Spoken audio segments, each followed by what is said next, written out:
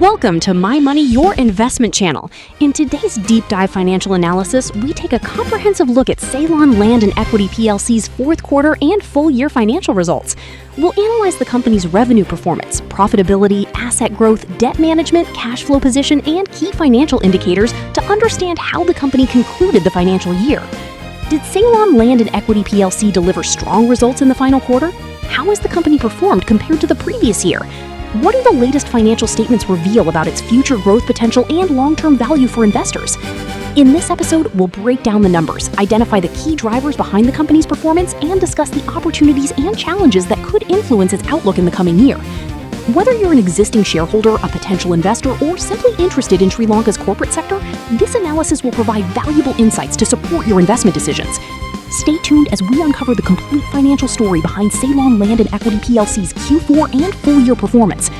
This is My Money, Your Investment channel, bringing you data-driven insights for smarter investment decisions.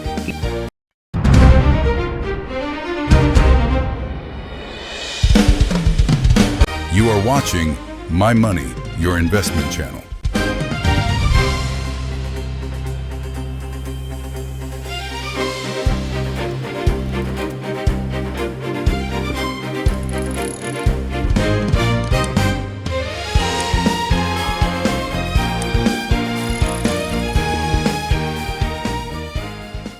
I want you to imagine a scenario that just completely defies conventional business logic. Like, let's say you are evaluating a publicly traded company, right? Yeah. And you see that their top-line revenue, so the actual cash coming in the door from daily operations, has plummeted by 94% in a single year. Oh, wow. I mean, by any traditional metric, a 94% revenue drop is a massive red flag. It usually signals an existential crisis. Right, exactly. The core business model has seemingly just collapsed. But then you glance further down the income statement and you realize their profit hasn't dropped at all. In fact, their profit has skyrocketed by over 500%. Which, at first glance, looks like a glaring mathematical error. Yeah, you'd think so. But what we're actually witnessing here is really a masterclass in corporate repositioning. It's this perfect case study in how a company can completely weaponize its balance sheet to survive, or even thrive, really, by altering its fundamental identity. And that is exactly why we're doing this deep dive for you today. We are looking at the interim financial statements for Ceylon Land and Equity PLC. This is for the year ended March 31st, 2026. Right. Because this isn't just an abstract exercise in, reading numbers on a page. This company is operating as a bellwether for the Sri Lankan economy. It demonstrates how these interconnected corporate networks maneuver through really volatile markets. Absolutely. So we're going to deconstruct how a firm can just wipe out its short-term debt, radically pivot its investment strategy, and orchestrate this sweeping transformation in just 12 months. And to do that, we really need to move past the surface level data. Our goal here is to extract the underlying strategic narrative. Yeah. We have to connect these isolated accounting entries to the actual boardroom decisions that created them. Yeah. Explaining the mechanics of how this capital is actually moving around. Yeah. And I'm going to approach this with a pretty healthy dose of skepticism today, because when I see numbers this extreme, I want to know exactly where the leverage is, what the trade-offs are, and frankly, whether this strategy is actually sustainable. That's a fair approach. So let's start with this top-line illusion, because the discrepancy between the disappearing revenue and the soaring profit requires a mechanical explanation. I'll read the exact figures from the group statement of profit or loss.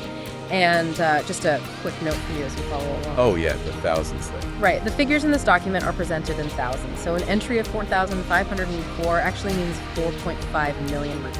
It's such an easy detail to miss, but it entirely changes the scale of the analysis. Totally. So looking at the period ended March 31st, 2025, Ceylon Land and Equity's revenue was roughly 76.9 million rupees. Fast forward 1 year to March 31st, 2026, and that revenue has just evaporated down to 4.5 billion rupees. Which is just a catastrophic drop for any traditional operator. Exactly. But when you look at the profit for the period line, the narrative just fractures. In 2025, they posted a profit of about 256.7 million rupees. In 2026, that profit jumped to an unprecedented 1.7 billion rupees. 1,703,487,000 rupees, to be incredibly precise. I really struggle to reconcile those two realities. Like, if a standard enterprise loses 94% of its sales, it's usually liquidating assets, right? Not posting record profits. Yes. So the operational engine has clearly stalled. So where in the world is the value generation coming from? Well, it comes down to the fundamental classification of the entity itself. If you turn to the corporate information section at the very end of the document, their principal activity is listed simply as investment. Oh, okay. Yeah, they are an investment holding company. So their mandate isn't to manufacture goods or provide daily services to customers. Their mandate is capital allocation. So we basically shouldn't be evaluating them like a traditional operating business at all. Exactly the opposite, really. For an investment holding firm, operational top-line revenue is almost irrelevant noise. Interesting. Yeah, it might represent some minor consulting fees or incidental income, but the real value creation occurs way below the operating line. They aren't trying to optimize the sale of individual products, They're acquiring and structuring equity positions in other enterprises. Okay, that reframes the context, but it doesn't really explain the mechanics for me.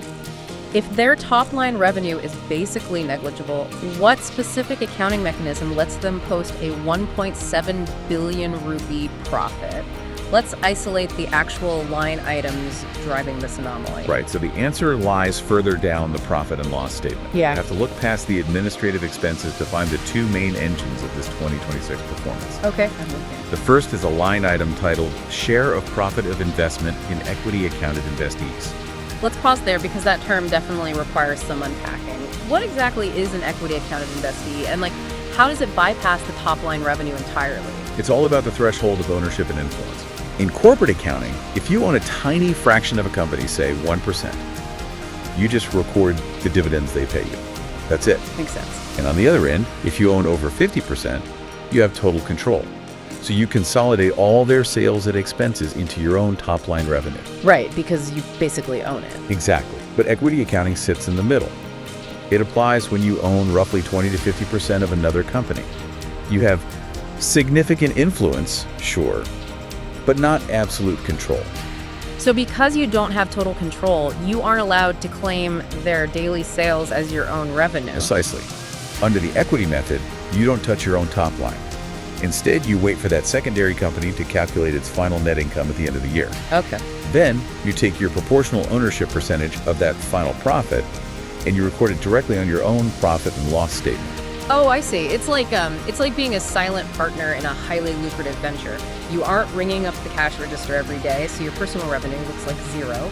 But at the end of the year, they hand you a check for, say, 30% of the total profit, and that hits your bottom line instantly. That is the exact mechanism, yes.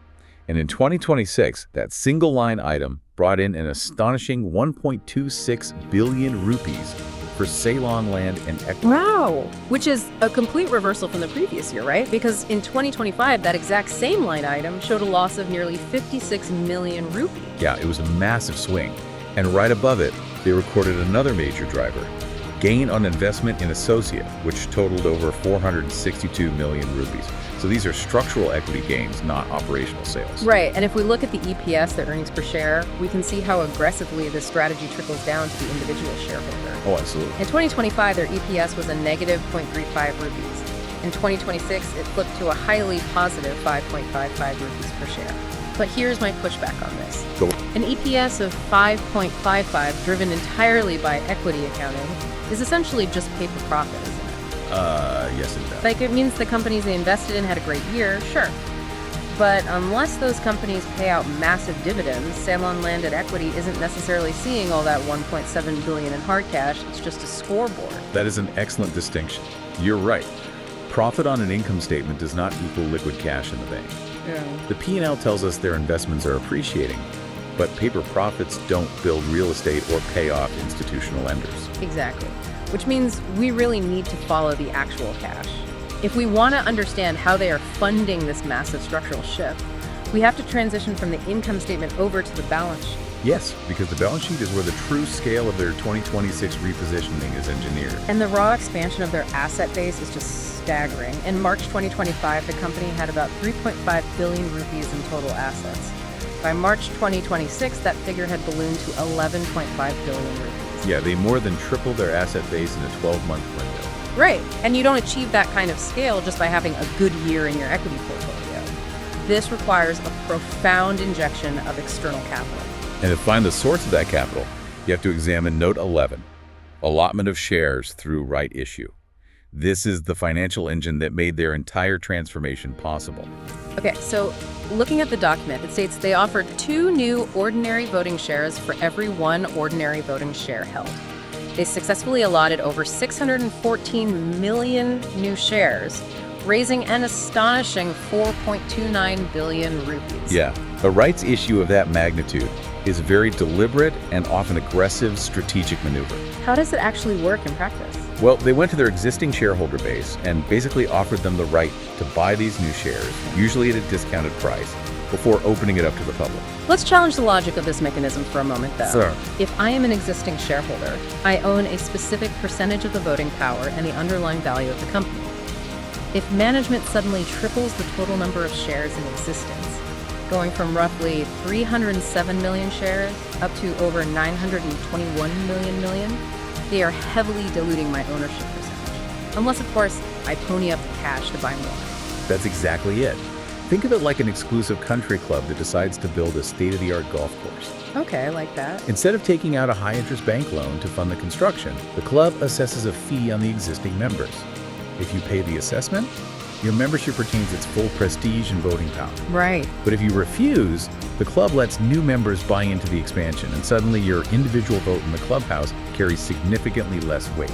And the math on the balance sheet reflects that dilution perfectly, because if you look at the net assets per share line, despite the company raising $4.3 billion in cash and posting $1.7 billion in profit, the net assets per share actually dropped. Yeah. It went from 11.4 rupees in 2025 down to 10.32 rupees in 2026. This is the inherent friction of a rights issue. You are trading short-term per share value for long-term corporate liquidity. But why choose a rights issue at all? Like, if the company is confident in its future, why dilute the equity? Why not just issue a corporate bond or take out a long-term bank loan for 4.3 billion rupees? That way, you keep all the upside for the existing shareholders without diluting their net asset value. Well, that comes down to macroeconomic reality and the cost of capital.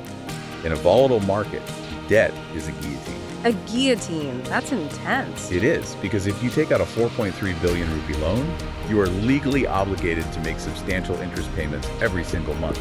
And that's regardless of whether your investments are performing well or not. Right. The bank doesn't care if your equity portfolio is having a bad quarter. Exactly. Equity, on the other hand, is permanent, patient capital.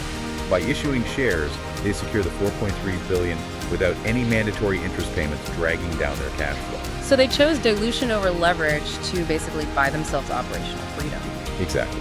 Which sets the stage for how they actually deployed that freedom. Yeah, and this brings us to note 13. Right issue precedes utilization.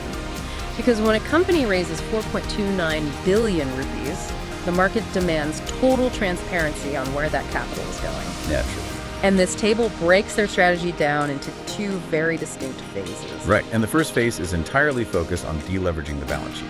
Looking at the first 3 lines of the utilization table, they took 750 million rupees and completely settled a short-term loan. Then they took another 950 million rupees and settled a short-term intercompany borrowing. Wow. And finally, they allocated about 40 million to pay off the accrued interest for those loans. The critical detail here is the percentage utilized home. It reads 100% for both of those principal loan settlements. They didn't just service the debt, They eradicated it. they completely wiped it out. But I want to push back on this from a traditional corporate finance perspective. Okay, let's hear it. Because standard capital structure theory suggests that carrying some debt is actually beneficial, right? Because interest payments are tax deductible, it creates a tax shield. Sure. So by wiping out 1.7 billion rupees in debt, they are just forfeiting that tax shield. Why give up that advantage? Because of the nature of the bets they were preparing to make in phase 2. You see, a tax shield is only valuable if your underlying business is stable and predictable. Oh, I see where this is going. Right. If you are planning to make highly concentrated, illiquid investments, short-term debt obligations create a severe maturity mismatch. You cannot fund a 10-year real estate development project with a loan that comes due in 12 months. Right, you'll face a massive liquidity crisis. Exactly. And that directly explains their next move. Because once they cleared the immediate liabilities, they unleashed the aggressive pivot. Line 4 of the utilization table shows they injected 1.75 billion rupees into property development via a company called Galley Face Properties Ltd. Again, 100% utilized. Right. And then line 5 reveals another 702 million rupees allocated to investment and portfolio management with the Cargo Boat Investment Company Limited. This is exactly why they needed patient equity capital rather than a bank loan. Real estate development is inherently illiquid. You sink billions into the ground, and you might not see a return for years. Yeah. You cannot make a 1.75 billion rupee illiquid bet if you have creditors knocking on your door every 30 days demanding interest payments. So they systematically de-risked their liabilities so they could aggressively increase their asset risk. Like they concentrated nearly 2.5 billion rupees into just 2 specific vehicles. It is a profound structural shift. They transitioned from a heavily leveraged entity to a cash-rich, highly concentrated investment vehicle. But a transformation of this scale, tripling the share count and moving billions into specific entities, it fundamentally alters the power dynamics of the organization. Let's examine the architecture of control by looking at the 20 largest shareholders list at the end of the document. Yeah, this list reveals the entire ecosystem operating beneath the surface of the public market. So number 1 on the list is Renuka Land Private Ltd, holding 29.96% of the voting shares. That is over 92 million shares. A massive stake. Right. And right behind them is Hatton National Bank Piliao or Almas Holdings, holding 24.47%. Between those 2 entities alone, over 54% of the company's voting power is locked up. Yet, we have to balance that against Note 6, the public shareholding disclosure. Despite the heavy concentration at the top, the public shareholding remains at roughly 50%, distributed across 5,405 public shareholders. And maintaining that 50% public float is crucial for their compliance with the Colombo Stock Exchange listing rules, obviously. Right. But the real story is in the connections between these top shareholders. If we cross-reference this list with the corporate information page, we see that the ultimate parent company of Sale on Land and Equity plc is Renuka Holdings plc. The connections run so deep here. Renuka Land is the top shareholder. Further down the list, Renuka Enterprises holds 11.73%. And the managers and company secretaries are also listed as Renuka Enterprises. Which completely recontextualizes that 950 million rupee intercompany borrowing they settled back in phase 1. Exactly. This is how sophisticated corporate conglomerates operate. When you have a deeply interconnected ecosystem of companies sharing a parent structure, they function as an internal capital market. Right. They lend to each other, manage each other's portfolios, and consolidate strategic goals without relying entirely on external commercial banks. It's highly agile capital. Like if Sale on Land and Equity needed 950 million quickly before the rights issue was finalized, they didn't have to go through a 6-month underwriting process with a traditional bank. No, not at all. The parent network just floated the capital internally, and then Ceylon settled it once the public funds arrived. And reading between the lines of the shareholder list demonstrates that, well, while 5,400 public shareholders own half the financial risk, the strategic direction and capital deployment are firmly anchored within this tightly knit corporate network. Yeah. They are moving formidable amounts of capital across various specialized arms of the conglomerate. It's fascinating. Let's synthesize the arc of this analysis because we've covered a lot of ground. We began with a seemingly contradictory financial statement. Ceylon Land and Equity plc posted a 94% collapse in operational revenue, yet somehow achieved a 1.7 billion rupee profit through strategic equity accounting and associate investments. They bypass the traditional operational model entirely, proving that for a holding company, the balance sheet is the actual product. Exactly. And to fund this repositioning, they initiated a sweeping rights issue, opting for equity dilution over debt leverage. They raised 4.29 billion rupees from their shareholders. Then, they immediately used that capital to eradicate 1.7 billion in short-term liabilities, basically sacrificing their tax shield to buy absolute liquidity and operational freedom. And with that clean slate, they made highly concentrated illiquid bets, deploying nearly 2.5 billion rupees into property development and portfolio management. It really is a thrilling narrative of risk appetite and corporate restructuring. It really is. But it leaves us with one lingering, provocative question for you to consider as we wrap up this deep dive. We just watched an interconnected corporate network ruthlessly clear its liabilities to build a massive war chest. Right. But they didn't hold that cash in reserve for a rainy day. They immediately pushed it all to the center of the table on Sri Lankan real estate and equity portfolios. Which signals immense conviction. Exactly. Given the sheer scale of this concentrated bet, what macroeconomic signals are the insiders at Renuka Holdings seeing on the horizon? They aren't just adjusting their portfolio, they are bracing for a tectonic shift in the market, betting everything that the assets they just acquired are about to generate historic returns. It's a bold move. Keep an eye on galley-faced properties, because the future of this company now rests entirely on that foundation.